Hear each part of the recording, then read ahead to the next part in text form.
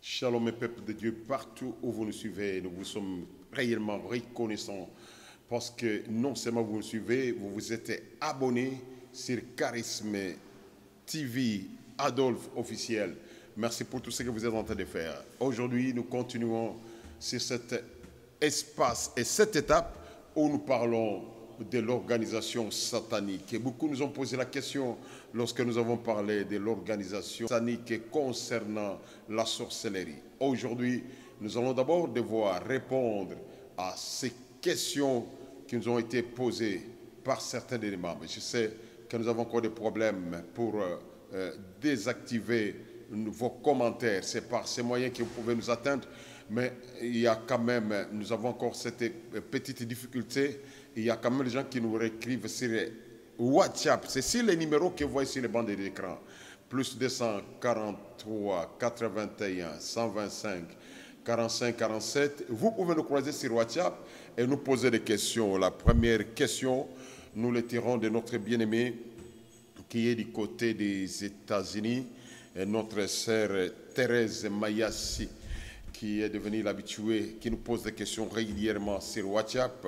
Il nous a posé la question de savoir quelles sont les caractéristiques d'un sorcier. Est-ce qu'il y a des caractéristiques par lesquelles nous pouvons voir les sorciers en les voyant avec les yeux charnels? Écoutez bien, mais la première chose est qu'il y a des caractéristiques, mais ce ne sont pas ces caractéristiques qui ne signifient pas que ce sont des caractéristiques déterminantes qui fait que lorsque vous les voyez, ce sont des caractéristiques définitives, non, mais ce sont des petites caractéristiques pour lesquelles vous pouvez voir certains signes qui peuvent vous montrer que c'est quelqu'un est sorcier. Mais la sorcellerie, c'est un monde tellement vaste.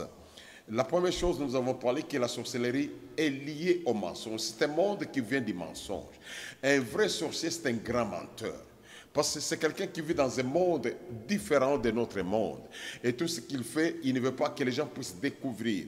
Un vrai sorcier, c'est un grand menteur. Il n'y a jamais été, on n'a jamais vu un sorcier qui est, ça c'est un caractère prédominant, c'est les mensonges. Il n'y a jamais eu un sorcier qui est véridique parce que ce monde déjà, c'est les mensonges. Le sorcier, c'est un colporateur. Vous voyez, un sorcier, c'est quelqu'un qui aime qu'il y ait toujours des conflits là où il vit. C'est quelqu'un qui veut toujours colporter, qui veut mettre des gens dans des difficultés, qui aime que là où il se retrouve, qu'il y ait des disputes. C'est quelqu'un qui veut que dans son entourage, qu'il y ait des problèmes. Parce que la sorcellerie est contre la paix sociale. Là où il y a la sorcellerie, la paix sociale ne peut pas exister. Donc la sorcellerie est contre la paix sociale. C'est pourquoi un vrai sorcier, il est d'abord colporteur. Il veut toujours raconter l'histoire. Il veut tirer des ficelles pour que les gens puissent se frotter, pour que les gens puissent se tripoter, pour que les gens arrivent à se confronter. Il aime mettre les gens dans des positions conflictuelles. Et c'est ce qui fait même sa joie. La sorcellerie, le sorcier, c'est un homme irrespectueux. Pourquoi il est respectueux? Parce qu'il vit dans un monde où il se voit grand. Et comme il se voit grand, et c'est chaque jour qu'il part là-bas, parce qu'ils n'ont pas de repos. Et comme il va chaque jour dans ce monde, il se voit grand, parfois il le confond. Et quand il se retrouve sur la terre, il voit toujours comme si tout le monde était petit par rapport à ce qu'il avait vu la nuit. C'est ce qui fait que vous voyez que beaucoup de sorciers sont irrespectueux. Ils ne considèrent pas les dignités des autres. Ils ne voient pas la notoriété des autres.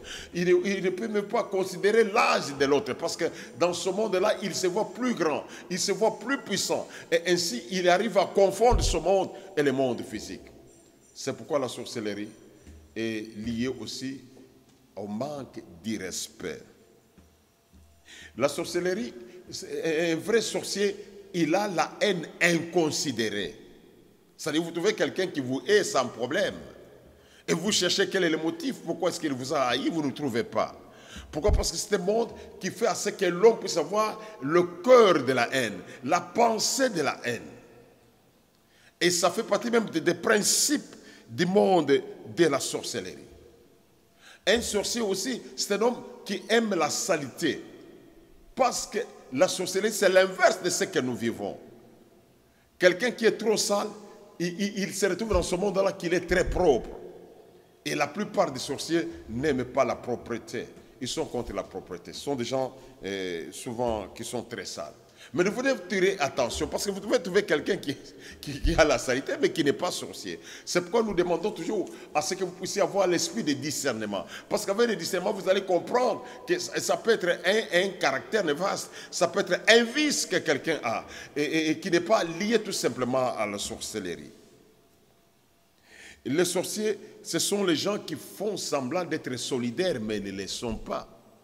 La solidarité du monde des sorcières, c'est une solidarité de camouflage.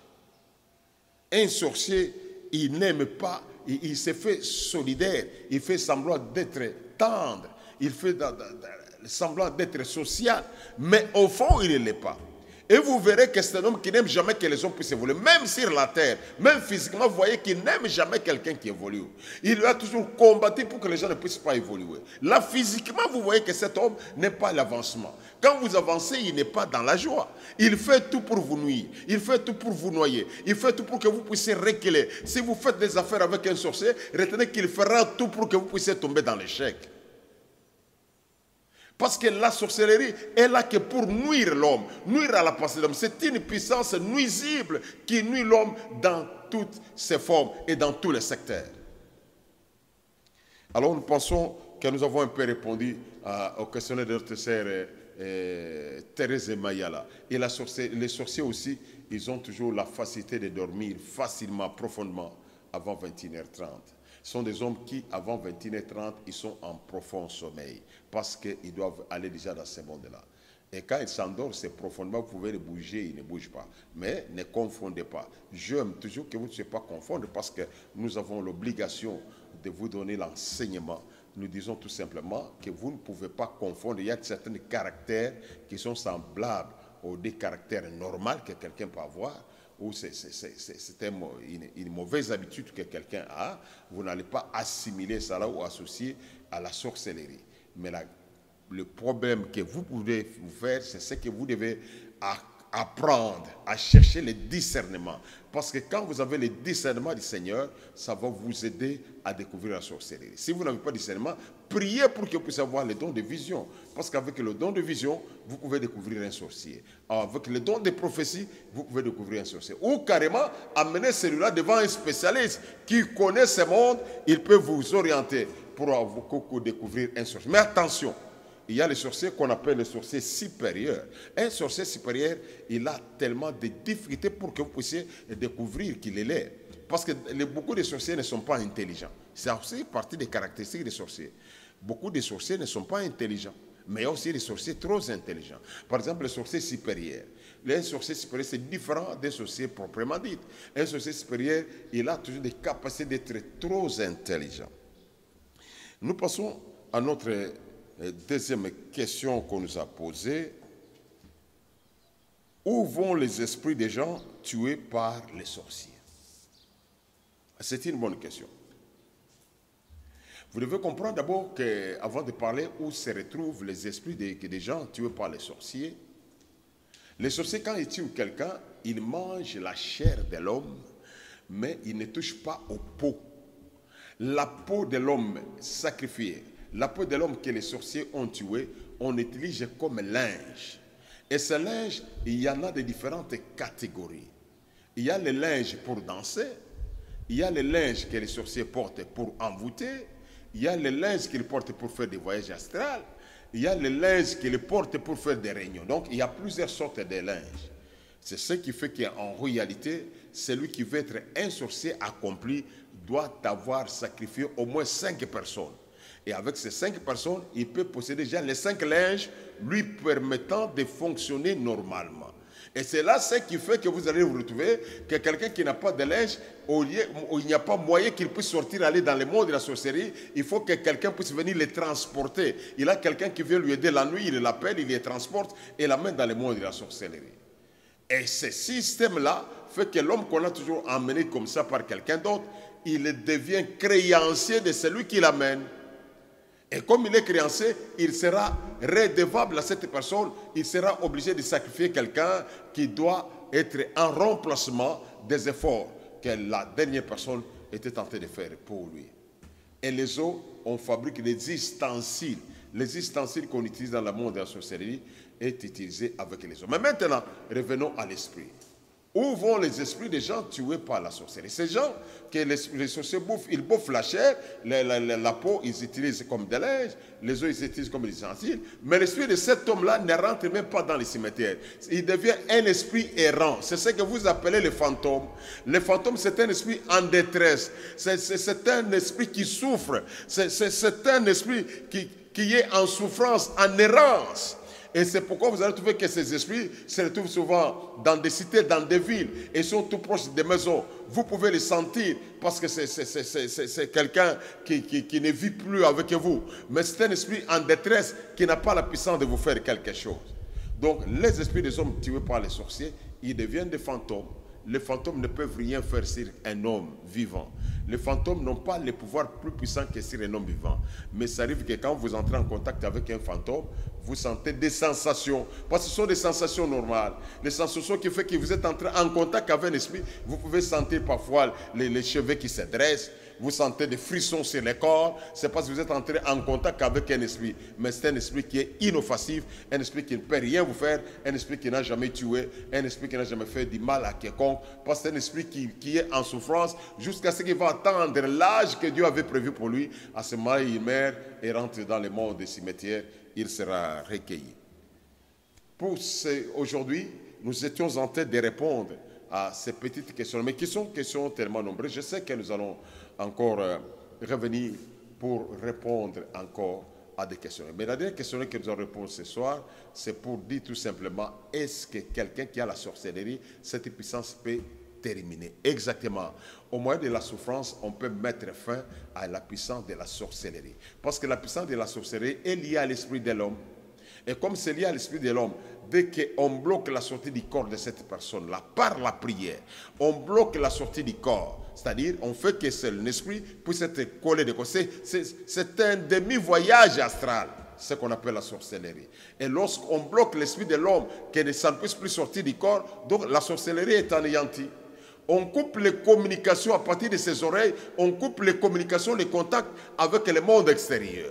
On va prier aussi pour ses yeux. On coupe maintenant cette possibilité de vision sorcière. Parce qu'un sorcier, il utilise la vision, parce qu'il a les visions du deuxième monde, il utilise les oreilles qui ont l'entendement du deuxième monde, et il sort aussi du corps. Et dès qu'on paralyse ces trois choses, l'homme est délivré. Mais le problème est qu'un sorcier, par sa volonté, il peut encore retourner dans le monde de la sorcellerie sans problème.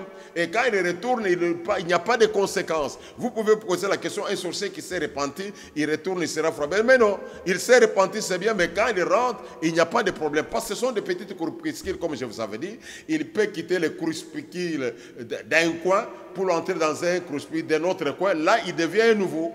C'est-à-dire, il n'est pas un ancien dans ces crépuscules-là.